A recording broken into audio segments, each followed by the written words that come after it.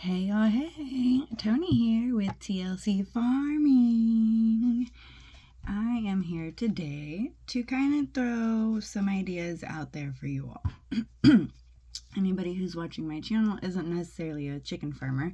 You are some of my supporters and my family and friends who just want to support my channel. Some of you are chicken farmers, or some of you are inspiring chicken farmers. So today I actually kind of want to give a video to, give some ideas and thoughts of where you want to go if you are considering starting chickens with everything that's going on in the country and in the world, and the chickens and the egg shortage. I know a lot of you are actually considering starting to have chickens, or even just the thought process of it. So one thing I can say is do your research. Also, kind of get books. I do have this one book that I got, Raising Chickens, and it's a really good guide. I also have joined multiple groups for chicken farmers, beginning chicken farmers and backyard chicken farmers, and a couple other ones. But there's a lot of chicken groups out there, so if you're on Facebook, make sure you go and do that. However, my little bit of advice, coming into now being a chicken farmer for almost a year and a half now, almost 2 years. March will be when I got my first rooster, Henry, and then mama hen with her babies. So, and one survived that one. However, when I did get my chickens, I was not prepared. We weren't prepared. It was kind of a last minute thing. We were trying to save a rooster and save the hen with her eggs. So there was a lot, but we weren't completely prepared. So the coop that I designed wasn't the coop that I wish we had made prior to all of it, but we sufficed, and we've updated it along the route. If you want to go back and see the process that I've done in the last year, you can watch my videos. Just go and check it out. But leading to me in that, I will tell you all that you need to prepare to get these chickens. You need to have a coop before you get your chickens. You need to have a little area for, your brooder. I'll explain what that is. Before you get your chickens, you want to be prepared. There's nothing worse than getting something and doing something in a rush and it not working out, or you lose your entire flock because you didn't prepare.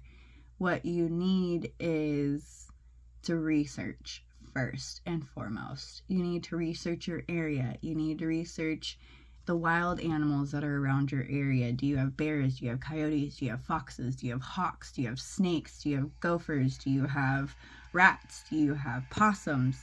There's so many different animals that you need to be aware of when you are building your coop. You need to make sure that your coop is completely predator proof. The only predator that you really cannot proof against is a bear. There's a lot of ones that they did amazingly, and I've seen just some horrible damage done by bears. If you have bears, definitely look into your neighborhood. Look to see if there's anybody in your area that has built chicken coops and what they have done successfully to avoid the bears. I don't have bears, so I don't really have to worry about it. We have coyotes, hawks, raccoons, possums, snakes. My snakes are not around really because I have cats, but I prepare for those. You also need to know what your area allows you to have. Can you have a rooster? How many hens can you have? How far your coop has to be away from your house? Can it be close? Does it have to be far? What area is your coop going to be? Is it on higher level? Is it on lower level? Is it going to, flood if you have rain? Is it going to be snowy? Is it going to be cold? Are you going to have it in a, area of a draft? There's a lot of things that actually go into creating the best places for your chickens, and making sure that they're protected, warm, they get enough light, and they have the best roosting area for sleep. So there's a lot of things that you want to research, but you need to know what your area allows. I can't say enough to where I don't want somebody to go get chickens and then all of a sudden their neighbor calls or something happens and you have to get rid of them because you're not in the zoning area to be able to have backyard chickens.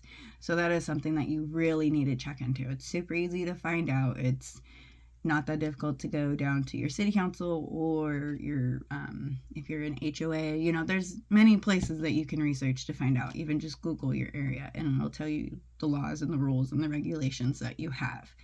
But those are things that you need to start with first before you even consider getting chicks to develop into chickens. So also you need to prepare for the worst. You're going to have sick chickens. You're going to have a lot of research to do as far as what is in your area. I mean, we had a lot of bird flu situations during the summertime, so you need to make sure that your area is safe and free of bird flu if there's anything going on, if there's respiratory situations, if there's a lot of dust, and there's a lot of factors that you don't think about when you go into having a chicken farm. And these are things that I've had to go along the way with it and learning along the way. But with me, I'd rather learn this way than know ahead of time.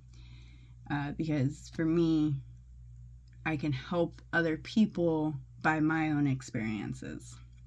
And I'll have to go through my experiences. I will say it's not if the chickens die, it's when they die, but how long you want to keep their life going. Look into having kits for emergency kits. You know, we have our emergency kits. We have our first aid kits.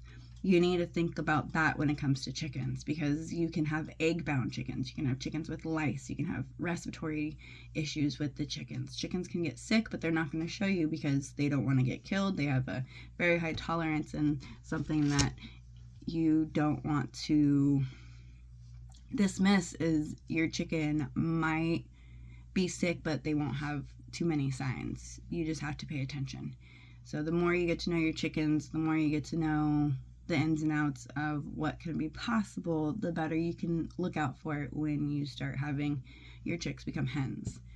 When you have chickens, look into, things about pasty butt with baby chicks and what happens within the first 6 months of it and then going there. There's a lot of talk about the feed going on, so that's also a question you want to find out. If you want to free range your hens, then you need to find out if you can free range in your area, or how you want to free range, or if you need to build kind of a protector for them to still be able to have their ability to free range but still protected. There's runs, there's moving houses, I call them. There's little runs that you can do. They have the cat tunnels. You can make tunnels for your chickens. There's a lot of things that you can do, but it's also depending on what your area is, what you have to do, and how you have to accommodate. So those are just kind of tips on getting started before you get started. Spring is coming around. People are going to be getting your chicks, and I can't tell you how much and to stress you to tell you that you need to be prepared. The most important part of being prepared is your coop and the nesting areas. Make sure your nesting boxes are suffice and how you want them to be, so it's easy for you to be able to collect the eggs, but also the hens to be able to get into easy so they can lay the eggs. And if they go Brody, if you want to choose to let them go Brody, there's a lot that goes into raising chickens. If you don't want to join groups and have the Facebook groups, if you're not on Facebook, that's totally okay. My suggestion is keep watching YouTube videos or get a book for your education. But if you have any questions, please reach out, comment below. I will be continuously doing videos now about raising chickens and starting your own chicken flock, because right now I've had a lot of requests for my own and for help, and this is going to be my best way to help you all. But you know where to find me, and if not, I am also on Facebook at Chronicles of the Nutty Farm. So thank you so much. Please like and subscribe, and don't forget to click that bell so you get all my updates for my videos. Much love and many blessings.